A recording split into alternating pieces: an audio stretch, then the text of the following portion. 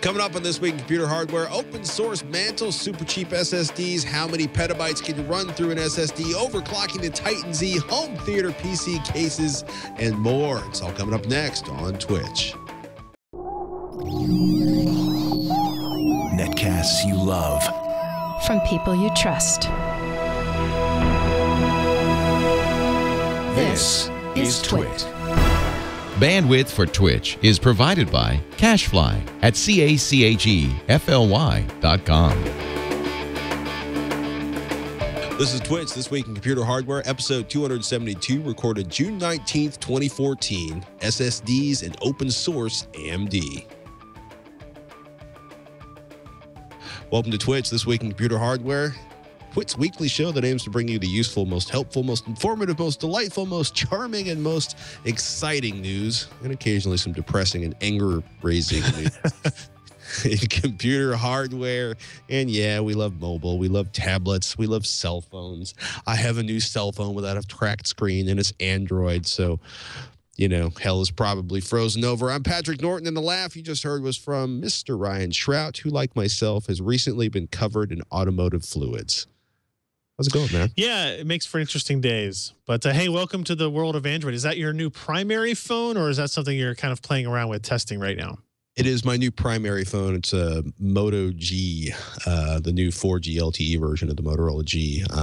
What I really want is an iPhone 5S because I covet the camera on the iPhone 5S. Covet, because it's such a badass camera.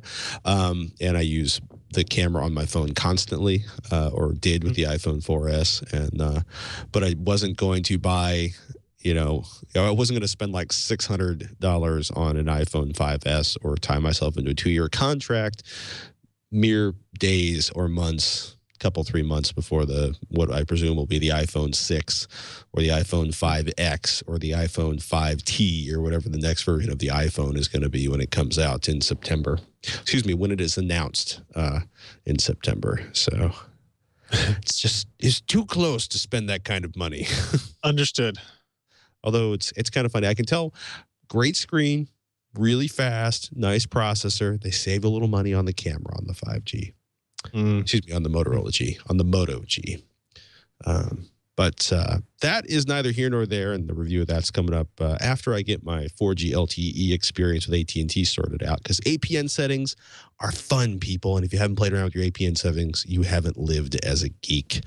Dude, should we just start out with the open source GameWorks competitor, aka Mantle for Linux, aka AMD's latest bid for world domination on all platforms and all environments? They're trying, aren't they? They're trying. I admire their spirit. On Tuesday, we actually hosted a live interview here at our office with AMD's Richard Huddy, who has the interesting title of gaming scientist.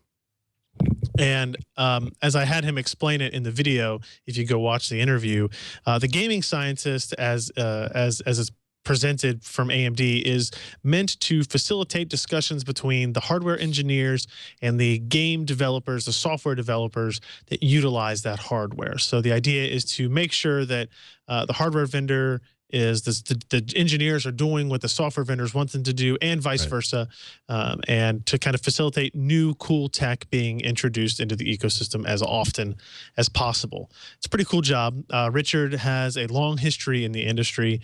Started at 3D Labs. Was actually before that worked for the company whose name I am blanking on right now that Microsoft purchased in order to create the original DirectX. And then he worked at NVIDIA. He worked at ATI. He was part of the group when it was acquired by AMD, worked for Intel, and then now is back at AMD at this particular role. And, we've had vendors out to our studio quite often to talk about products and to talk about new technologies, but they weren't actually talking about new products or new technologies, rather wanted to give kind of a state of the world, if you will, in 3D graphics as they saw it. And it's a really, really interesting interview. I'm not going to go over everything that was discussed. It's about 90 minutes long. But if you have any interest in gaming or graphics, it's definitely worth a watch. He's an engaging speaker, funny, and has a lot of interesting things to say. But what was cool was there are a handful of kind of news items that he discussed. It was the first time I'd heard of anything, and the first time I think anybody had heard of some of this stuff. Maybe the most interesting of which was that they are in the planning stages of something called OpenWorks. That's kind of a working title. They don't know what they're going to call it. But if you remember our discussions over the last several weeks about NVIDIA GameWorks and AMD's problems with it, and how it was not an API anymore, and how it had become a middleware, and how it could potentially damage the performance of AMD graphics cards going forward, or in AMD card users. And basically what AMD seems like they're planning to do, although I don't know exactly when they would implement it, is they want to create like an open source repository of code for these same types of visual effects. So like Tress effects would be one of the items in such a repository. There might be a lighting effects, or engine effects, or hair effects that would be included in this repository. But then it would be open source. So anybody from any other company or software developer or hardware vendor could come in and modify the code, tweak it so that it runs a little bit better on their hardware than it did before. They could add new effects in so that the rest of the community would be able to utilize those effects and change them and integrate them in their engine as they would. Basically, an attempt to create an open source version of what NVIDIA GameWorks is today, or what NVIDIA wants it to become. And it's a really interesting idea. And it all comes down, it comes down to the debate of, are companies, how willing are companies to donate their time and resources and intellectual property into this kind of community-based thing that would, I believe it would actually improve the experience for pretty much anybody that takes advantage of it? Or are these companies going to be more interested in their self-preservation? They don't want to share any of the new cool effects that they have.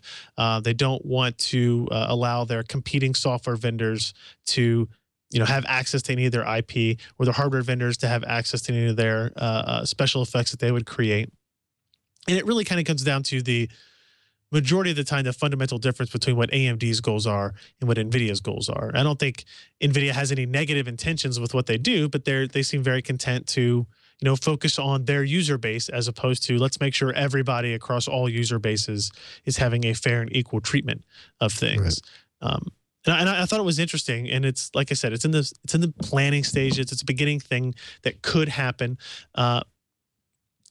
but its success depends not on AMD, simply creating the repository. The success depends on other organizations and other companies using it, utilizing it, adding to it, modifying it, and making it a useful resource, as opposed to just a new name for what AMD has already been doing for years and years. That was probably the most, I would say, the most startlingly new thing that Richard Huddy mentioned in that. They also talked about the timeline for when so that would be by the end of 2014, where Intel or NVIDIA would have access to the SDK to, if they wanted to, write a driver that could run Mantle games. I don't think that will happen, but they would have the opportunity to. They talked about Mantle possibly coming to Linux. And that would be interesting, because that would be the first kind of competitor to OpenGL in terms of APIs on SteamOS and Linux-based gaming systems. And they talked about the adaptive sync, FreeSync differences and availability of that and stuff. I mean, there were some interesting things in there. I don't know if any of those other topics really stood out to you individually or anything, but I wrote up a news post that kind of summarizes what I thought the interesting, unique things he mentioned were, that were new news, as opposed to stuff that we had heard before. But the whole interview is actually really, really good, I think. And if you missed it live, you should have been there live, because we gave away $3,000 worth of graphics cards as well. I'm pretty sure I'm exempt from those kind of contests. You are not eligible. That's true. I am not eligible. I was also pouring antifreeze into a car at that point. I mean, it's interesting to watch, like, kind of the motivations and the longer goals of both AMD and NVIDIA, as they try to sort of, it still comes down to, like, can I manipulate the market? Can I control the market? Can I get the advantage? And man, I don't know. I think it's a wait and see situation. It is, and AMD is not. AMD has always played the we're the open source, we're the open company when it comes to these types of things. But that is, in reality, NVIDIA is still the market share leader in discrete graphics, like 65 to 35. Right. And when you're the 65% market share leader, you can take some of those other stances, right? When you are the low end of that market share, when you're the 35% guy, it's very hard to say, this is how we're going to do it, and everybody has to follow our lead, because some developers may say, yeah, but they're the bigger audience, so we're just going to go there. So if you're AMD, you kind of have to take that open source approach. We want to work with everybody because you are trying to gain market share so that you can kind of become that dominant leader. And AMD is in that position on the processor side, on the APU side, on the desktop graphics side. So that's why, as a company as a whole, they kind of maintain that same outlook for open versus closed source type stuff. So it would be interesting to see if in some future where AMD takes market share back from NVIDIA or from Intel or from, in the tablet space, do they continue with the openness? Because it essentially leaves you less of an advantage over your competition. So it is where it is. I don't think we're going to see drastic changes in market share in the next, well, definitely not between now and the next episode of our podcast. So if anything changes, we'll be able to let them know. Oh my goodness. Yeah, we wait with bated breath. I was a little disappointed at Alan's conclusions with Seagate's desktop SSHD 4 terabyte review. Big hybrid, little cache.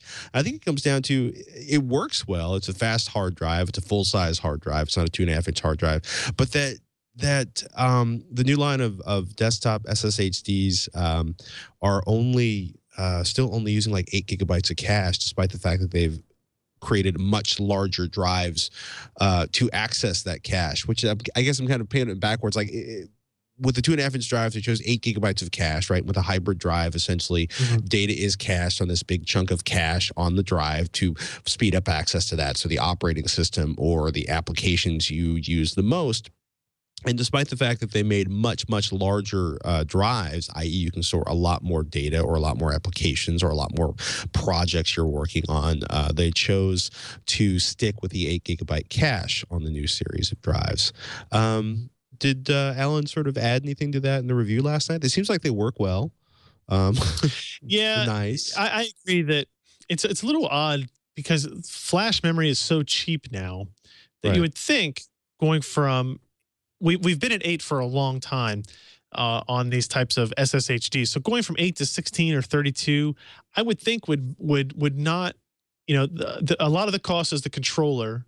And then adding extra flash should be, I think, relatively inexpensive. Maybe there's some complication that I don't know of that would cause it otherwise. But it was interesting, right? Because Alan did his normal benchmarking and testing on it, and we were kind of talking about the results. And this is kind of what you expect as soon as you extend past, because most benchmarks are doing more than 8 gigs of data worth of testing. So as soon as you cross out of that 8 gigs of cache, performance drops down to a standard hard drive, and now you're performing on a standard hard drive. Very kind of obvious and uninteresting data. So what we did do was, I suggested that we do this kind of, let's get out the old stopwatch and go for user experience type stuff. And if you look at the last, I think it was the second to last page of the review, and on the page that looks at cache roll-off is where we test things like rebooting machines several times in a row, starting up Battlefield 4 several times in a row, and then like intermixing those things and what changes does it occur. Like for example, if you look at the left hand side towards the bottom, Burke, you'll see that like the first boot time is 26 seconds, but after that it got down to as low as 9.4 seconds, right? And that is, we rebooted, we got it to idle, we rebooted, got it to idle, rebooted, got it to idle. So the Windows was cached and it booted correctly. And then the green lines are the starts of Battlefield 4. And you can see the first time we started, it took 52 seconds, second time 37 seconds. That's a big drop, right? That's a huge improvement. But we rebooted one time. After that, you reboot and we're back to a 24-second reboot time, very close to the original 26-second time. And then when you go back into Windows and restart Battlefield, you're adding some time onto that as well. So you can kind of see that 8 gigs of cache is really not a lot. Several reboots of an operating system is going to clear that out. All we did with Battlefield 4 was start up the game and load up one specific map. We didn't even like play it for an extended period of time. All that was loading all of the cache and texture data that it needs to load up through the system and out into the graphics card. So caching on hard drives still has some advantages, but from what Alan told us last night, it's like 8 gigs is not the right size for this anymore. It may have been several years ago, and it might have been the only cost-effective way to do it, because when you're talking about hard drives, people have certain expectations on price per gigabyte. 30 gigs, 40 gigs, 60 gigs, that is kind of the level where caching makes sense. And you can probably get 64 gig SSDs for $50 now. I haven't looked in a while, but 40 or $50 would be my guess. And those make more sense. And you combine it with your traditional hard drive and you use the Intel RST technology, and you're getting the exact same effect, but you're getting more benefit, right? You could have the entirety of Battlefield 4 kind of stored in that SSD cache, and you wouldn't have any of these kind of roll-off issues. I think these hybrid drives make more sense in that 2.5-inch form factor in notebooks where you don't have the option to have 2 drives. Sure. Where you can't do a hard drive plus an SSD cache, or a big SSD and a big storage drive. It makes more sense to have them there. But in a desktop format like this, it just doesn't seem that the value is really there. Unless you get into something like Western Digital's Black 2, where they have essentially a full 128 gigabyte SSD and a 1 terabyte drive in there, 120 gigabyte SSD too.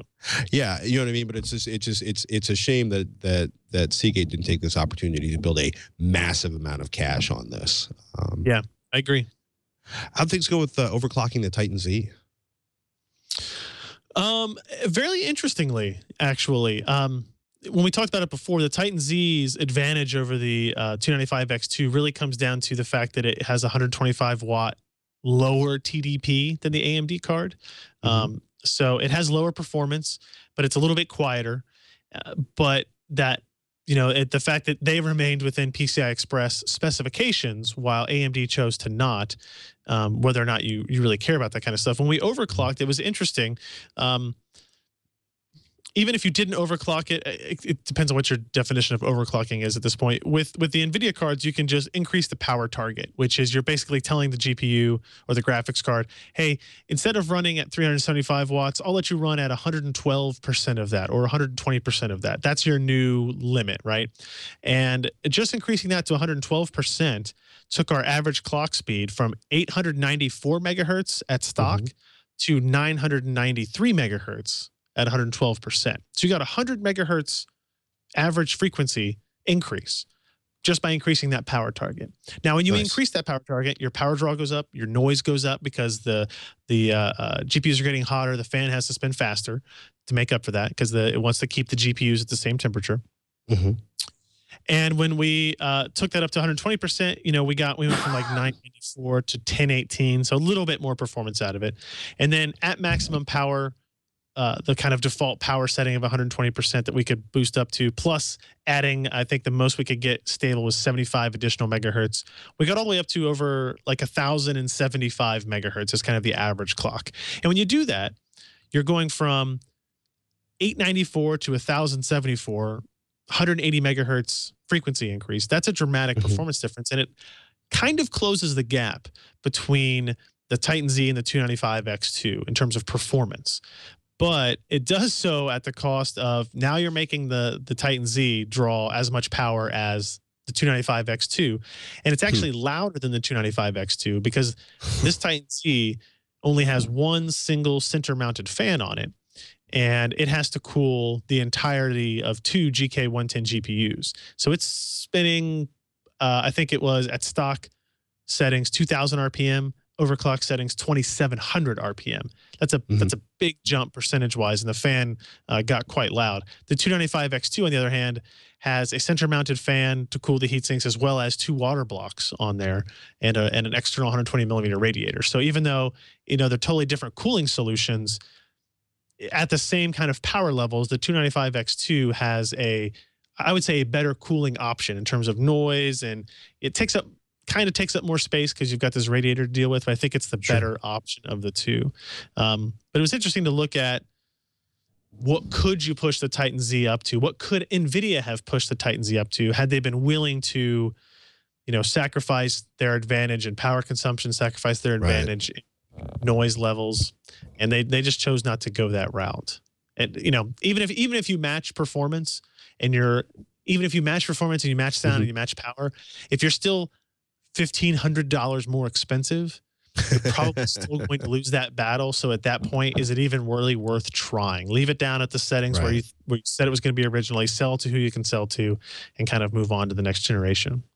I think that makes sense. I don't know, that whole corner of the market is so beyond the average consumer or even the extraordinary consumer at this point. And they're going for such an unusual customer profile. Tech Report's SSD Endurance, the Petabyte Club. So we've been following this. Tech Report grabbed a fistful, I guess 5 SSDs, and basically decided to just run them to failure. And 3 SSDs are soldiering forward. Scott kind of summarized this Tech Report article. We've reached the 1,000 terabyte mark, which is at least 5 times more than any of the survivors are rated for. So they are literally have just been abusing these drives. The Corsair Neutron GTX, the Samsung 840 Pro, and the Kingston HyperX 3K.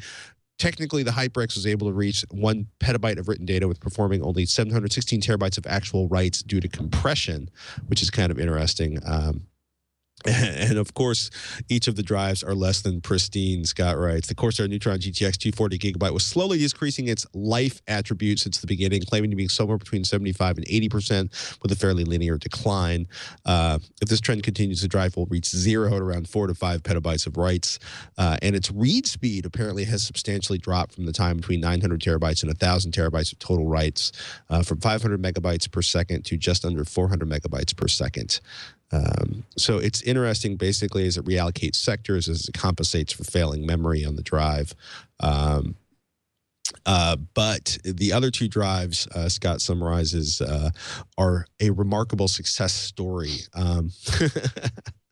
The Kingston HyperX drive is reporting itself to be substantially worse off within the last 10% of its life. That said, even though it claims to be pining for the fjords, it is still working and has only reported a couple of reallocated sectors, those occurring in the last 100 terabytes of writes. So to put it into context, right, if they've written a petabyte and a petabyte is 5 times the number of actual writes they're supposed to be go through, you know what I mean? It's reporting itself at 10% within. It's got like minimal sectors failures. It's claiming it's within 10% of its end of life, and it's been writing for 5 times its rated number of writes. And the Samsung 840 Pro apparently had a couple of reallocated sectors.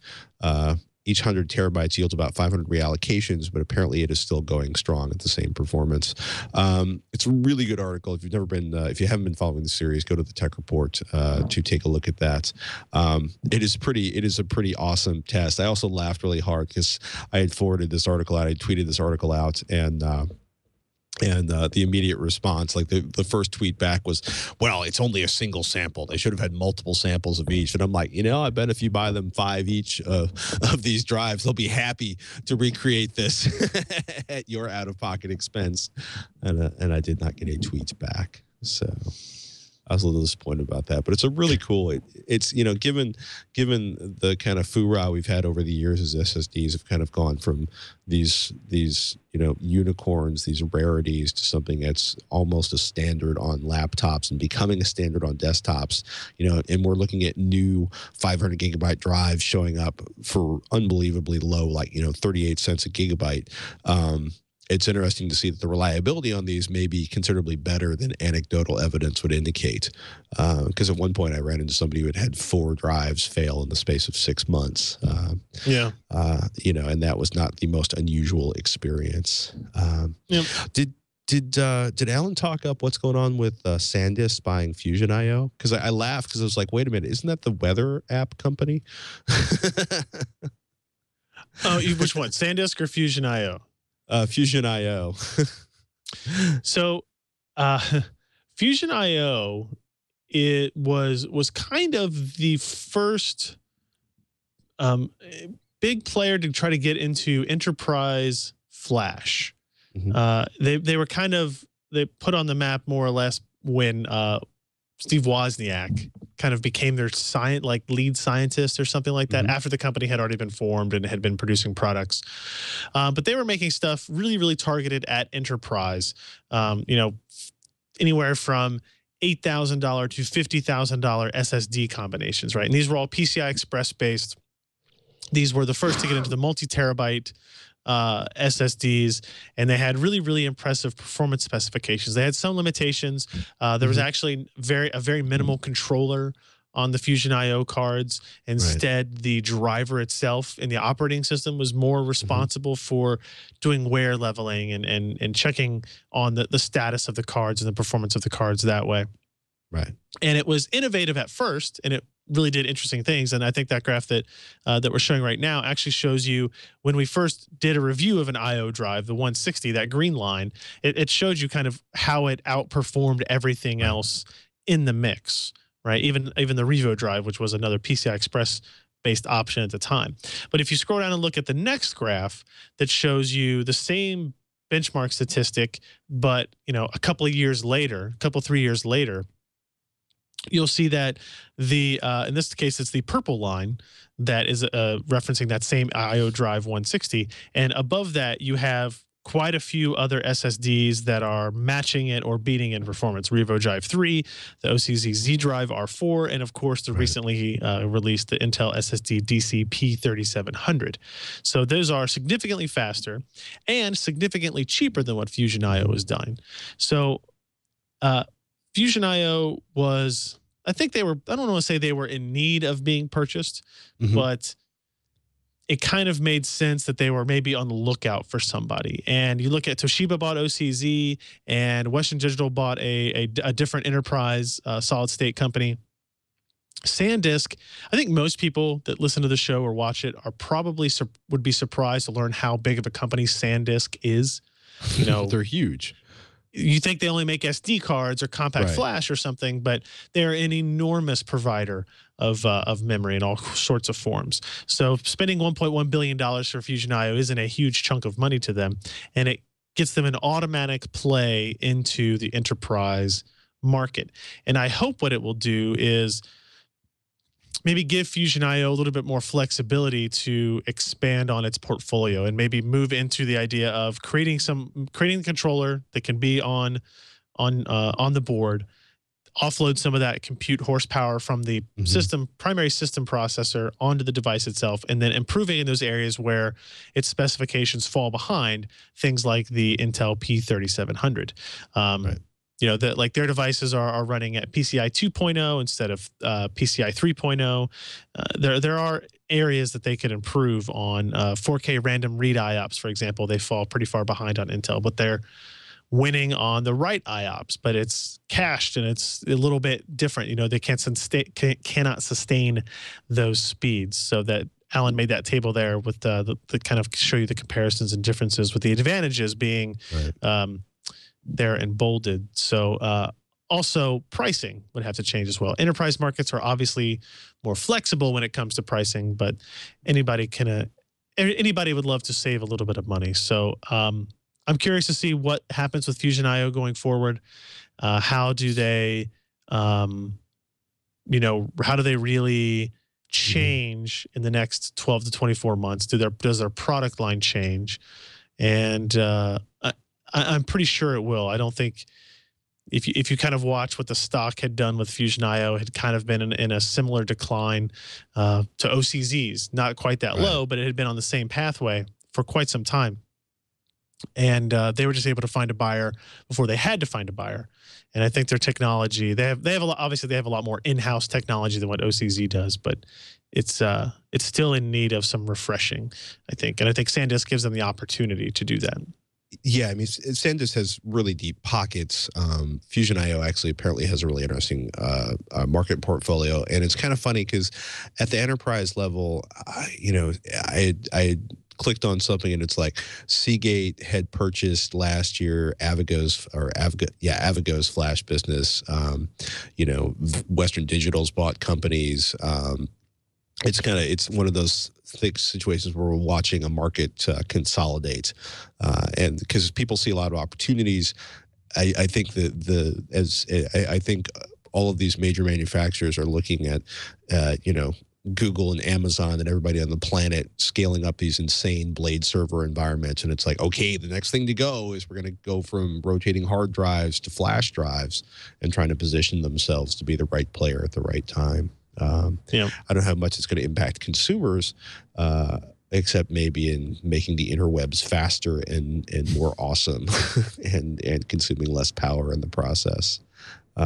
It's curious. It's also amazing. Like, I think Alan says it was $40 a gigabyte the Fusion IO drives first came out.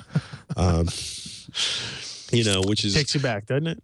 Yeah, it really does, because it was. I remember somebody saying like, I'm sorry. I was just like letting somebody know to not lock me in.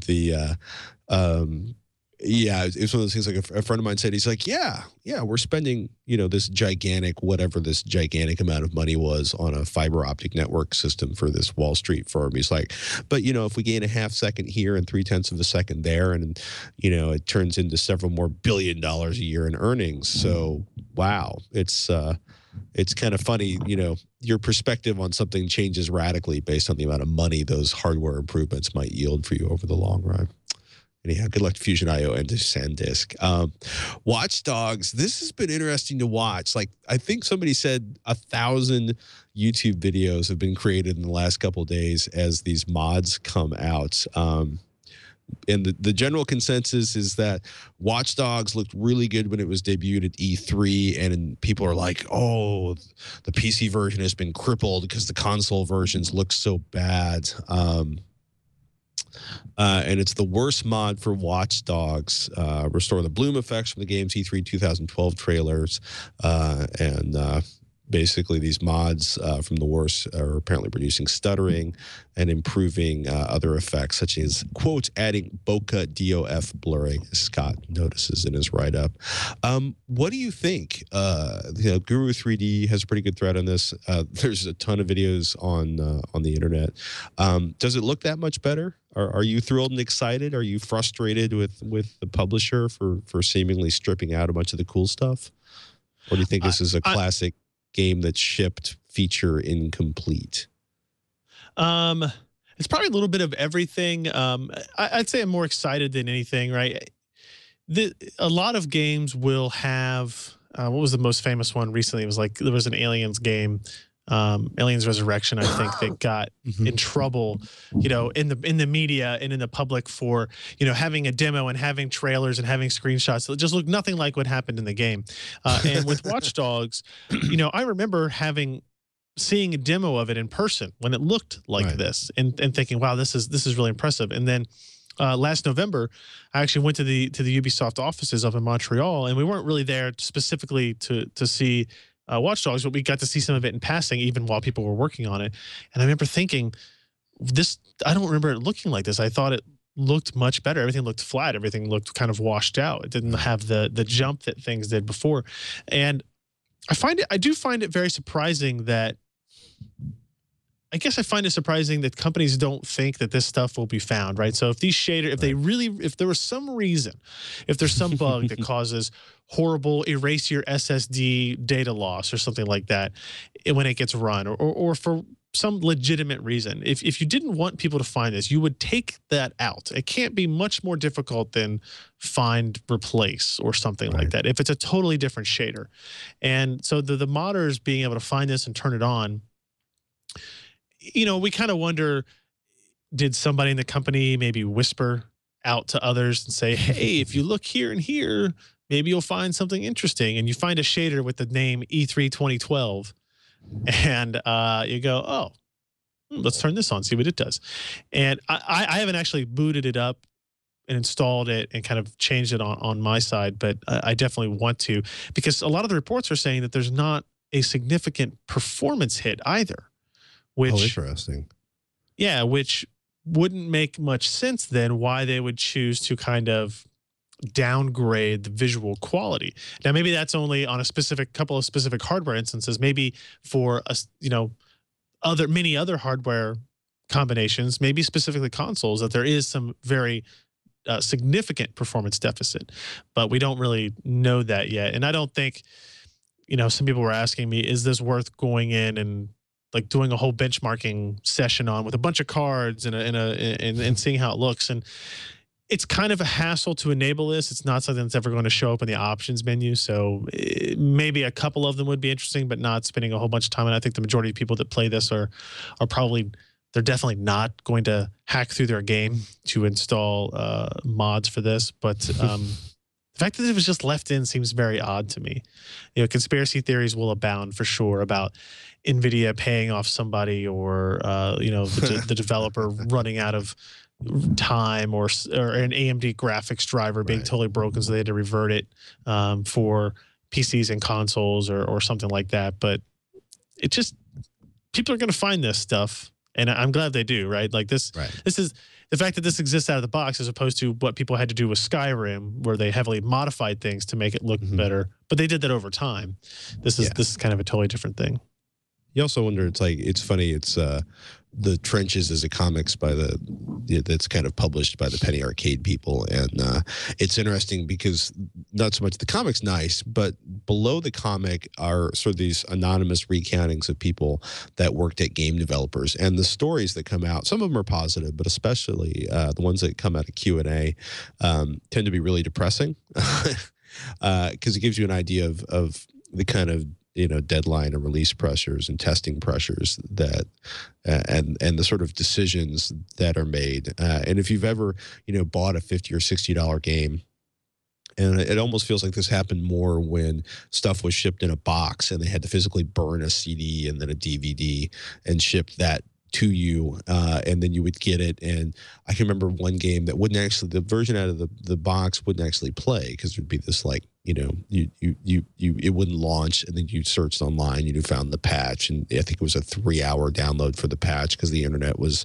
delivered by angry snails at that point. And you know, with you know, Steam and online games, it's a little less vicious, right? Because you're not physically creating a product in a box to ship to somebody most of the time. And then I think to myself about Xbox 360 releases, but it's funny what shows up, and it's peculiar, some of the decisions that are made, and you don't know why they were made, or, you know, did they think, you know, where they were going to, like, okay, we're going to make these grand patches, and we're, you know, maybe they're going to release additional texture maps or something. But you look at the list on the Guru 3D forums, and it's like, it's kind of a crazy list at this point on the mod, right? Changes to the fog values, enabled bokeh for the main cameras, stuttering improvements, the E3 bloom effects, performance improvements, headlight shadows, LOD changes, reflections changes, 3 new cameras to the game, closer normal further, high quality raindrops, properly reacting to light. Basically, I found a whole bunch of settings for the rains, lens flares, lighting changes, civilians density changes. I have no idea what that one means. You know, but it's kind of crazy when you think about all of this being buried and not released in a game. And then, of course, the internet starts coming up with their theories as to why these things weren't released. Yeah. There was a statement put out by Ubisoft that somebody linked in the chat room that we saw on PC Gamer. And they basically commented on it. They were deactivated for a variety of reasons, including possible impacts on visual fidelity, stability, performance, and overall gameplay quality. Yeah, difficulty in reading the environment in order to appreciate the gameplay, to potentially making the game less enjoyable or even unstable. That was kind of the official Ubisoft rather, comment on it. So, pretty, you know, kind of what you would expect to hear from them, regardless of what is actually the case. So we did it at your own risk. The children. Oh my goodness. I don't believe I said that. Now on Amazon, 1 terabyte Samsung A40 Evo SSD for, ladies and gentlemen, brace yourselves, $399. And the Asus PB287Q, that's their 4K flat panel, for $649. Have you bought both of these devices, or are you merely considering purchasing all these devices? Well, Asus is still trying to get that 4K monitor back from me. So as long as it sits here, then I don't have to purchase one. So that's good for me. But somebody linked me to this Samsung SSD selling today for $399, a 1 terabyte SSD for $399, and a good 1 terabyte SSD for $399 brings it to if my math checks out, 39.9 cents per gigabyte. And that actually is beating the current pricing of the Crucial MX100, which was our, I think 3 weeks ago or so, our favorite SSD for cost. So this competition is working, everybody. It's working to everybody's advantage. I think the cheapest I had seen this drive before this was like $435 or $440 or so. Right. So they dropped the price some more, and you're getting under 40 cents per gigabyte for this drive. And I happened to look under Amazon. You know, they list all of their popular items by category. If you look at the best-selling ranks of the internal solid-state drives, the Evo 250 gig model is number 1, the 1 terabyte model is number 2, the 500 gig model is number 3, and the 120 gig model is number 4. So they have a clean sweep of 1 through 4 on that, which is pretty impressive to see, actually. I don't think it's probably happened a lot in the last few years. We should also point out that Crucial MX100, the largest size on that is 512 gigabytes, and it is still selling for a whopping $219. So if you're looking for that is $30 less than the 840 in 500 gigabytes. Should you be looking to save another should you be looking to save $30 on your next 500 gigabyte SSD purchase? Yeah. I'm still not entirely sure I want a 4K 28-inch monitor, but a 4K 32-inch monitor is pretty badass. Just because I love stoking the rumor mill, one last article I tacked on there that blew up on TechMeme today. Taiwan's Quanta to start mass production of Apple's smartwatch in July. Michael Gold wrote that up for Reuters. And the rumors... a source familiar with the matter, which is just such a source familiar with the matter, basically says that Apple is going to start, has a contract with Quanta to start producing Apple's first smartwatch in July. Then, of course, goes on to mention the bitter rival Samsung Electronics. Can Apple innovate against Samsung Electronics? The watch, which remains unnamed, but which company followers have dubbed the iWatch, will be Apple's first foray into a niche product category that many remain skeptical about, especially as to whether it can drive profits amid cooling growth in tech gadgets, which is a polite way of saying, who's buying these? Is there any money here? And what are they going to be used for? Which, despite the fact that I have several friends that have smartwatches, they do kind of look at them and go, oh, I got a text message. And I'm not entirely sure there's a $250 market for that in the world. Agreed. Yeah, it'll be interesting to see what happens. And of course, this being a rumor-filled report, apparently it will measure 2.5 inches diagonally and is, quote, slightly rectangular, according to one of the sources. It will have an arch shape protruding slightly from the band and will feature a touch interface and wireless charging capabilities. So, who knows? Maybe the iPhone 6 will be wireless charging. Maybe it will have a larger screen, so it does not look so tiny compared to everything else in the phone store. But the best part is that Apple expects to ship 50 million units within the first year of the product's release, which, given the number of iPads they've sold, might not be unreasonable. I don't know. Once in a while, I like to take a rumor, partially because I want to ask everybody out there in the audience, in the chat room, if the idea of a smartwatch even remotely appeals to you, or if you would rather save that money to buy a faster GPU or a better monitor. So it's kind of curious. It's always funny watching product categories try to emerge. I mentioned this also because I've just been so enjoying the death of 3D as a major topic for HD TVs and projectors. Although they all still support 3D, what's the last time you heard anybody kind of get excited about 3D content or a 3D title launch?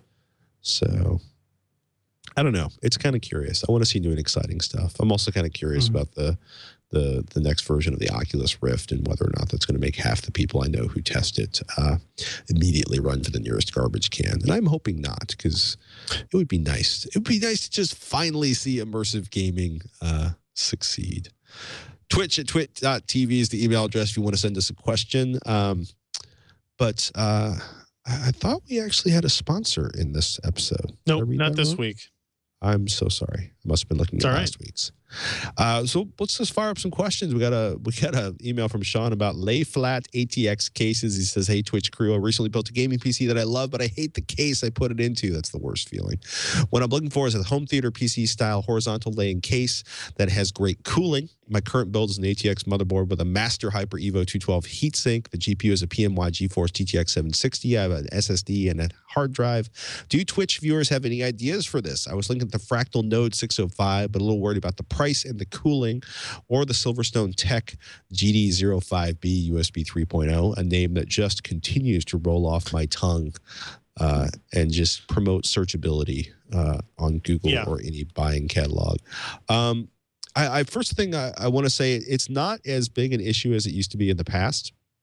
But the one thing I want to say is if you see any kind of sort of fluorescent or LCD flat panel, LED flat panel on the front of a home theater PC case, do not buy it if you're going to put it anywhere near the screen in your home theater room unless you have the ability to remotely turn it off. Because invariably, no matter how far you turn it down, it was the biggest issue with the VFD displays. They were putting it in for a while. But a lot of times, it is incredibly distracting to the home theater experience to have a bright display positioned directly below your HD screen. And I don't find it any less irritating if you're using it in a desktop environment.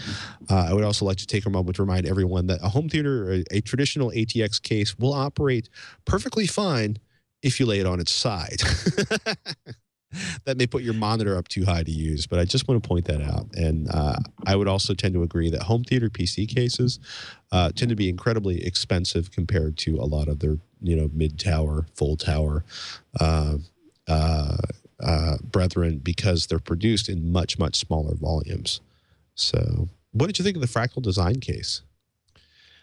I had actually never seen these cases before. And when I read the question, I was trying to, I could not think of one ATX case that was meant to be laid down. So he suggested a couple in the email that I went ahead and started looking up.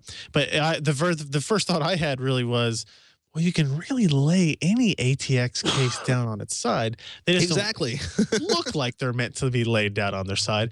I mean, I remember taking full-size ATX cases that were rack mountable if you turn them on their side. Right. So crazy things have happened. The Node 605 looks pretty good. It has all the features that he's looking for, but he talks about price potentially being a problem. And I think these cases are smaller run cases, so they probably are going to be a little bit more expensive. But I mean, if you're trying to get a whole bunch of components into a form factor like that also looks good on the front and looks like it was designed for it, I think the 605 looks really, really, really, really nice. The Silverstone has more of, it looks like an older case. It looks like something that was made in the, mid 2000s, I guess. But it still has all the same functionality. It does have USB 3 on the front and everything. But it doesn't have the card reader configuration that the 605 has. So, I would like to point out, if you look at the dimensions on both these cases, the Silverstone 6 inches wide, the Fractal is 6.5 inches wide because of the feet. These are literally ATX cases that have been tipped on their sides, and the power button has been repositioned, and the they just rotate the drive has been repositioned. Labels. Your 5.25 inch drive will work positioned, in portrait mode rather than landscape mode. They have little nubs on the side of the cases for that. And part of the reason for this is because nobody wants to pay the expense for a 90-degree, PCI Express, card direction changer or riser device. A lot of them don't work very well. You can easily spend $50 to $150 on one that actually does work, which is more than the cost of the case. But that's part of the issue. If you want sort of a low form factor home theater case, you either need to not have a discrete GPU, or you need to pay the money for something that's going to turn that GPU sideways off the motherboard and then almost invariably block all of the other PCI Express slots on the motherboard. It's a little frustrating. I'm a big fan of just turning my PC case on its side. As long as you don't have any fan vents or anything on the side that goes down, you can, even if you get one with a window, now you can look inside of it. Maybe you put some lights in it and stuff, right? And you actually have I think, a better use case for a case with a window than somebody who has it underneath their desk. So true that. yeah, but if any readers or viewers rather have suggestions, something that they've tried to really like, send us an email, let me know, and we'll talk about them next week. Goodness, I'd like to also apologize for hacking during this podcast. I have this monster summer cold right now that I'm trying to beat to death, and I'm failing miserably. Yeah, it's also funny that cooling on those cases could be a little peculiar because in a lot of cases they pull, because we've gotten so used to sort of segmented cooling designs where there's something that isolates the airflow on the power supply from the area with the graphics cards. And most of these cases just have sort of blunt force holes in the case you can stuff fans into. You might want to experiment with your fan settings, because the other thing is if you put one of these on your desk, maybe underneath your monitor, you will notice the 32 fans inside of it a lot more than you would if it was underneath your desk. Ask me how I know. Roberto is looking for a 4-way CF motherboard. He says, hello, guys. Love the show. I've been listening to your show for about 3 years now. Thanks, Roberto. Thank you for making it easy to be in the know of the latest tech without spending hours browsing the net. He says, I did a little bit of Litecoin mining at the beginning of the year, but I'm done with that now. However, I have some great hardware left that I want to use to build a killer 4K gaming PC. I would like for you guys to guide me to a good, cheap motherboard with 4 or 5. I don't know if they make them ports for graphics cards. Also, I have 2 power supplies. One is 850 watts. The other is 1,000 watt. I don't know if you recommend to get a new one with about 1,600 to 1,800 watts, or to use something like an Add 2 PSU to run stable for a long time. I'd appreciate it so much if you could help me out. Ryan, I like this board, and he has a link to a Gigabyte Z97X Gaming G1 Wi-Fi BK Black Edition motherboard. It's kind of funny because, you know, the 99 boards are all sort of lurking at the corner of the testing bench. Would you recommend, you know, getting one of the newest generation motherboards, getting one of the older proven generation motherboards? Is there even this board? Oh, I'm sorry. This board here that I put in is a Z97, so it's a Haswell ready platform that has support for 4-way crossfire in it. And there's actually I just realized that I read your note as being from Roberto's. Ryan's pick is the Z97X, which would sort of make my question about the Z99 motherboards redundant. So, well, you know, actually, you have a good point, right? Because the alternative is to wait for the X99 motherboards and the potential of Haswell E, but that's not going to be until late in 2014, I think. Maybe Computex timeframe they'll announce it with, or I'm sorry, IDF timeframe they'll announce it, and then maybe it'll come out after that. Those would have enough native PCI Express lanes, I think, 8888, yeah, to support 4-way crossfire and SLI, whereas motherboards that support it on like the Z97 have to use a PCI bridge controller to branch the single by 16 into 4x8 connections. But this motherboard does do that, and it will work for 4-way crossfire. It doesn't work for 4-way SLI, but it does work for 4-way crossfire, I think. So, you know, something to consider if you're doing 4-way graphics cards is that you are going to be more apt to be CPU bottlenecked. So if you are concerned about that, maybe the Haswell E processors with 8 cores, 16 threads will appeal to you more, but you're going to pay, you know, $500 or $600 for the processor, and you're going to pay, you know, probably $250 to $300 for that motherboard. Whereas here, I think this motherboard's maybe $220 or $200, I think, and you can pick up, you know, a Haswell 4770K, or you go to the 4790K, you know, the Devil's Canyon for $339. So, and also those are available pretty much immediately, while X99 is a future-looking product. So, how many motherboards are out there that can support 4 GPUs simultaneously at this point? It would seem that would be a very small subset of the motherboard market. Yeah, it really is. And it's actually anything over 2 is a very small subset. You'll see some motherboards that will support 3-way crossfire, but 2-way SLI. And those boards are actually, they're using the primary 2 PCI Express slots via the PCI Express channels from the processor, and then they're probably using PCI Express from the chipset for that 3rd graphics card slot, and that introduces latency into the interface some. And it's also a by 4 connection, I think, instead of a by 8. So it's not ideal for that. And I probably wouldn't recommend going over 2 GPUs in motherboards like that. But there are a couple of boards in the Z87 lineup, Right. and there's at least a couple of boards in the Z97 lineup. And I think Asus has one. It's their workstation board. It has all the standard features you would expect, but it's just a workstation labeled. It's the Z97WS. Go figure. That supports that, and it has a PCI Express 3.0 bridge controller in it to support 4 GPUs, whereas this one does as well. So, if you're reusing these GPUs for gaming now instead of mining, you know, you've already got the hardware, might as well use it. So if you can get a motherboard that supports it for not much more, then you can go that route. That's kind of where if it were me, I'd probably go Z97X, that gigabyte board for right now. It's funny when you mentioned when he mentioned mining, and you just mentioned it again, it made me realize if you have a Synology, a DSM powered Synology NAS box, it is time to upgrade it. If you have not been upgrading it, because someone had taken advantage. There was a big news story that evolved the last couple of days, was how somebody had taken advantage of an exploit in the DSM operating system to mine something like 500,000 coins. Which particular flavor of coins doesn't really matter, but it ends up being about 620,000 in current exchange rates, basically by maxing out the CPU on an unknown number, but let's call it a lot of DSM NAS boxes.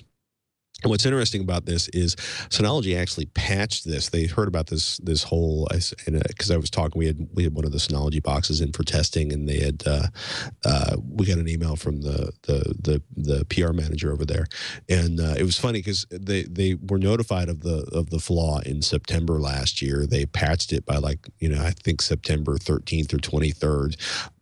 But people did not patch the holes, and then they released the beta of 5 on the last week of, I want to say January 20th, 25th, somewhere around there, and had patched the flaw in that 2 weeks later. And as a result of this story going out, they've defaulted the behavior on all operating system installs, DSM operating system installs, to have auto updates on, because as a result of them kind of, there's this 3-stage thing is they posted the patch to the 5.0 beta and did a press release around it in February, at which point a bunch of people realized that their older DSM boxes were not patched, and then a flood of tech support inquiries, and then a company doing analysis for Dell was like, that's where all this activity is coming from. But it's kind of this larger story of the Internet of Things, right? Make sure your things are patched, and you might want to pay attention to what's going on with your router box, your home router, and if it hasn't been patched in a long time, or the company that built it maybe even never did more than 1 or 2 updates for it, and it's a couple of years old, might want to start running OpenWRT or one of the other open source operating system options, because I think the Internet of Things is going to get really, really ugly, because the traditional pattern is that, a chip is taped out, some software is assembled for that.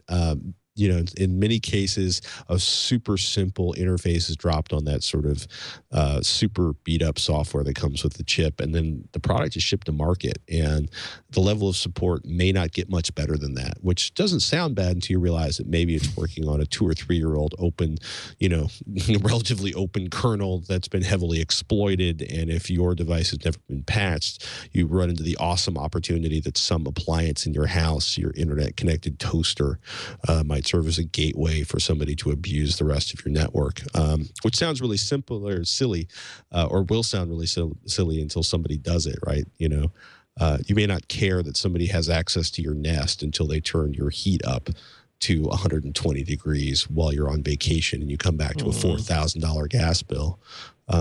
It's just like the credit card companies, right? I'm not responsible.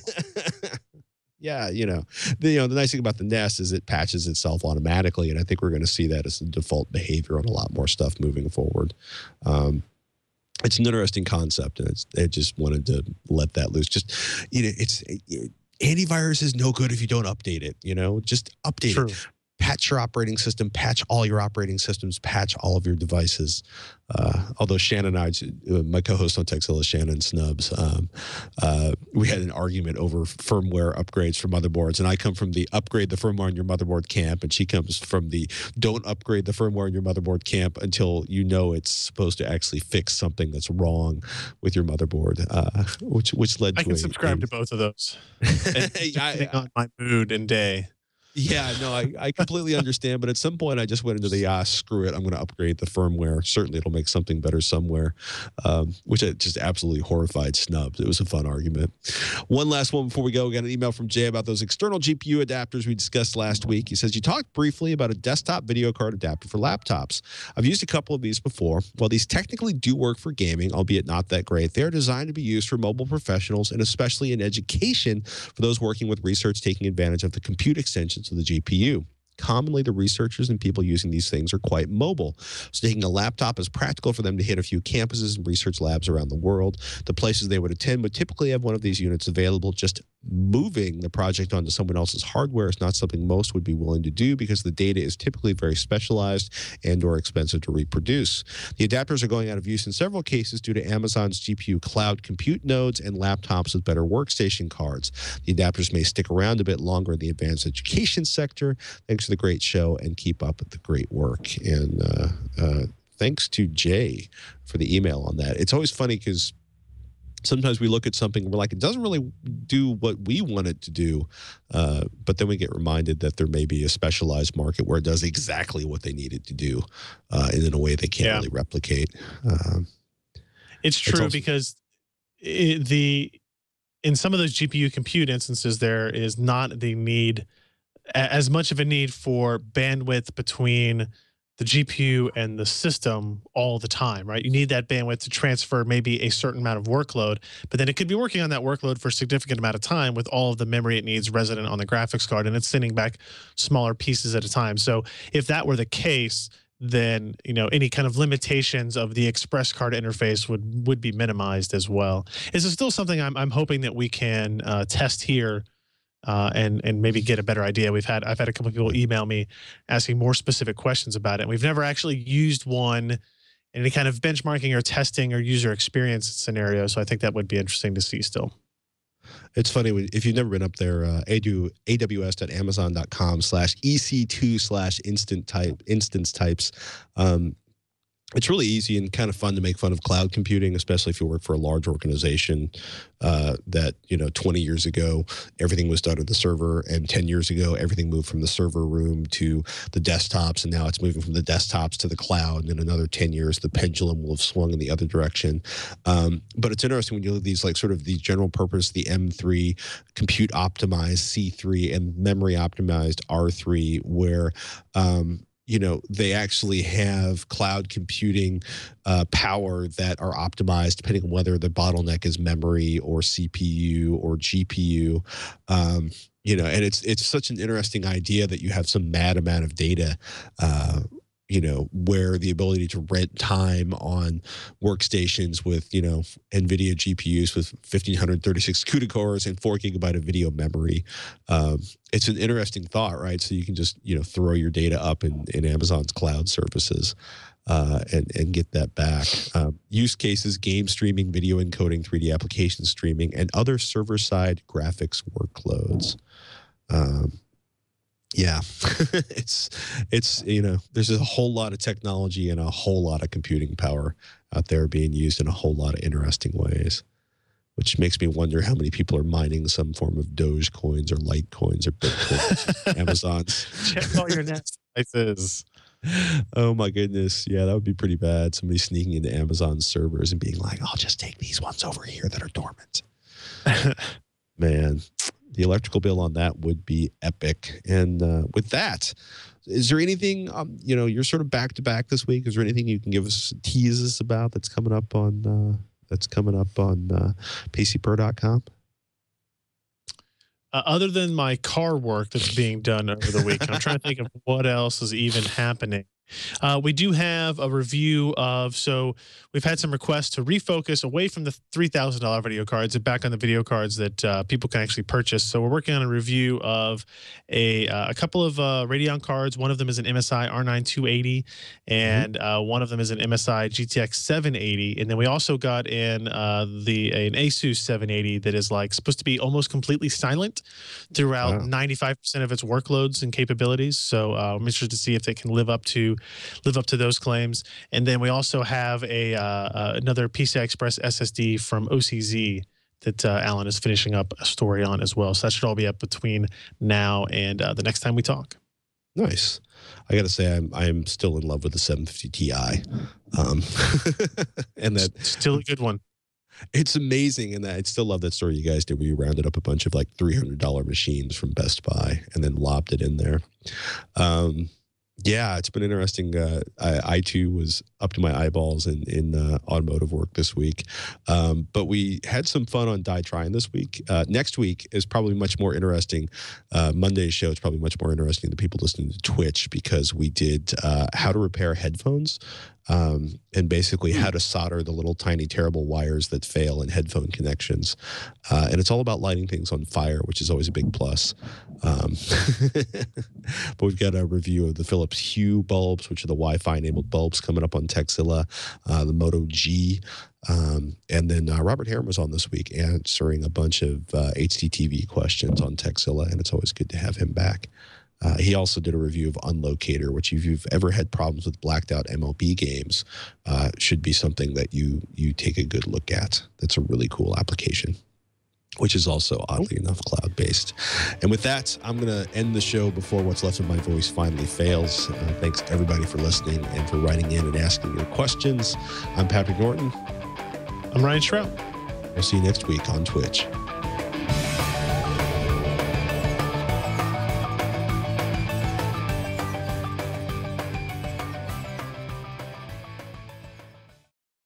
I got the happy kitten. Alan Malventano beats the kitten against the webcam lens. That needs to be turned into an animated GIF. It really does. What's coming up next on the stream? No, that is not correct. That is not coming up next on the stream.